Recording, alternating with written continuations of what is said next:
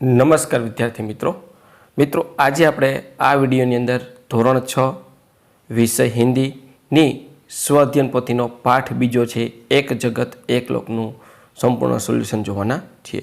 આ રીતનો મિત્રો સંપૂર્ણ સોલ્યુશન છે।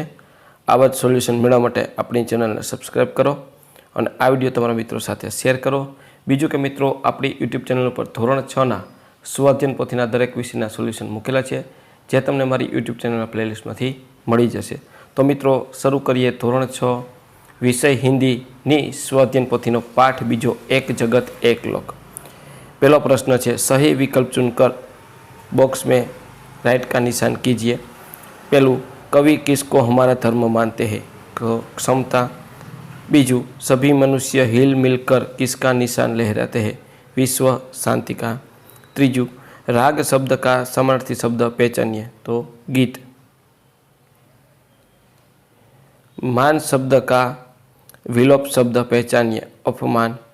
पांचमू गलत जोड़ पहचानिए दिया अंधेरा। छठू निस दिन घर घर में क्या गूंज रहा है? मधुर गान। सातमू इस काव्य में कवि किस विचार को श्रेष्ठ मानते हैं? विश्व बंधुत्व का। निम्नलिखित शब्दों का प्रयोग करके वाक्य लिखिए। पहलू सूर्य, सूर्य काफ़ी चमक रहा है। बीजू अस्थि, अस्थियों का गंगा में विसर्जन किया जाता है। त्रीजू प्राण, चूहा बिल्ली को देखकर प्राण बचाकर भागा। चौथू हर्ष, आपको देखकर हमें बहुत हर्ष हुआ। प्रश्न 3, अपने प्रश्नों के उत्तर लिखिए। पहलू हमारा धर्म क्या होना चाहिए? सबकी प्रगति हो, सबको न्याय मिले और मानवता की रक्षा हो, यही हमारा धर्म होना चाहिए। बीजू एक रक्त का अर्थ समझाइए। मनुष्य चाहे किसी भी देश, जाति और धर्म को हो, उसे रक्त का रंग लाल ही होता है। रक्त के रंग की समानता से साबित होता है कि पूरी मनुष्य जाति एक है। भले ही हमारे रूप रंग भिन्न हो, पर भीतर से हम सब एक है। प्रश्न 3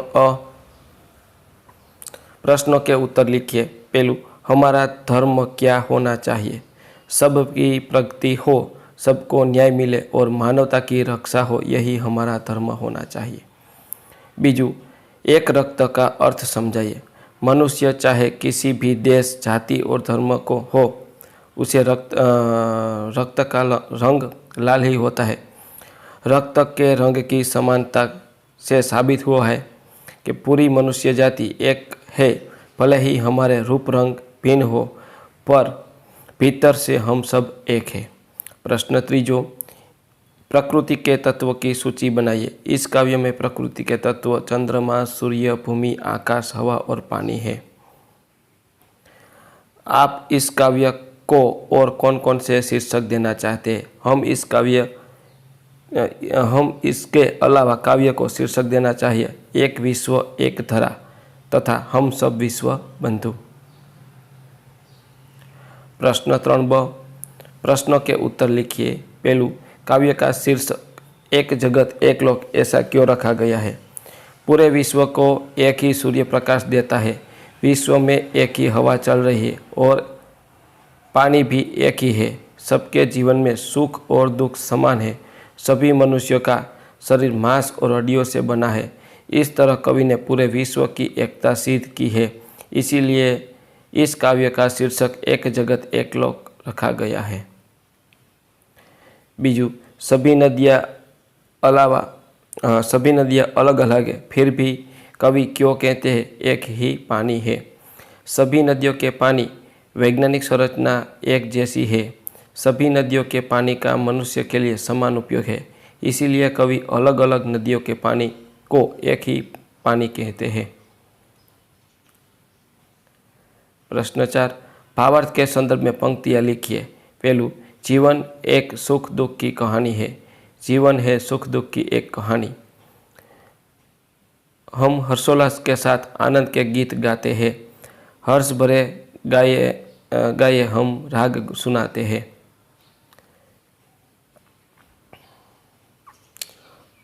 हर एक मनुष्य का रक्त तो एक समान है, एक देह एक रक्त। चौथुं, सभी राष्ट्रों में एकता का भाव होना हमारा कर्तव्य है। राष्ट्र में एक ही हमारा कर्तव्य है। इन सभी की धरती माता एक ही है, एक चंद्र, एक सूर्य, एक भूमि, एक आसमान।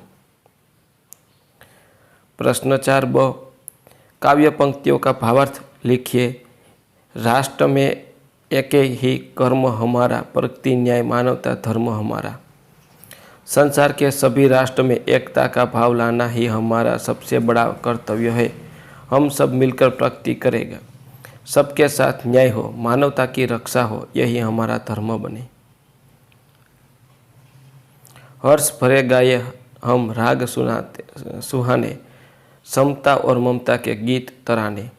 हम आनंदित होकर सुंदर राग छोड़े, हम समानता और पारस्परिक प्रेम के गीत गाए।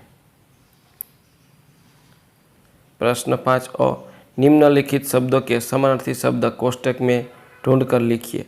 भूमि, जमीन, सूर्य, दिनकर, तेज, प्रकाश, रक्त, लहू, जग, दुनिया, तराना, गीत, तिमिर, अंधकार। तो इस तरह कोष्टक में उसका आंसर आता है। प्रश्न 5 में दिए गए समानार्थी शब्द में किसी 5 शब्द का वाक्य में प्रयोग कीजिए। पहलू, राजा ने ब्राह्मण को जमीन दान में दी। चोर और अंधकार फैला हुआ, चारों ओर अंधकार फैला हुआ था। सूर्य का प्रकाश चारों ओर फैलता है। पहला परिचय दुनिया से करवाया जिसने, वो मेरी माँ। मुझे गीत गाना पसंद है। प्रश्न 5 को विलोपन अर्थ वाले शब्द जोड़े बनाइए।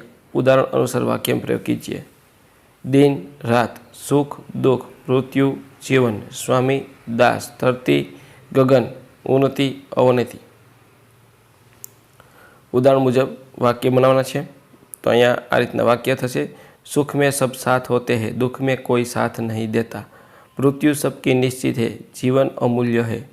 स्वामी के जीवन में मुश्किलों से होती है, दास स्वामी की रक्षा करते हैं। धरती पर पत्थर पड़े थे, गगन में पक्षी उड़ रहे हैं। देश की उन्नति हो रही है, बुरे काम करने से हमारी अवनति होती है। प्रश्न 6, रिक्त स्थानों की पूर्ति करके शब्द बनाइए। सागर, गागर, मगर, नागर। जेठानी, देवरानी, सेठानी, नौकरानी। पढ़कर, सुनकर, जोकर, खाकर। सुंदरता, मधुरता, उदारता, वीरता। खाता, भारत, छाता, सोना। प्रश्न 7, नीचे दिए गए चौरस में से उदाहरण के अनुसार संज्ञा शब्द बनाइए और उसका वाक्य में प्रयोग कीजिए।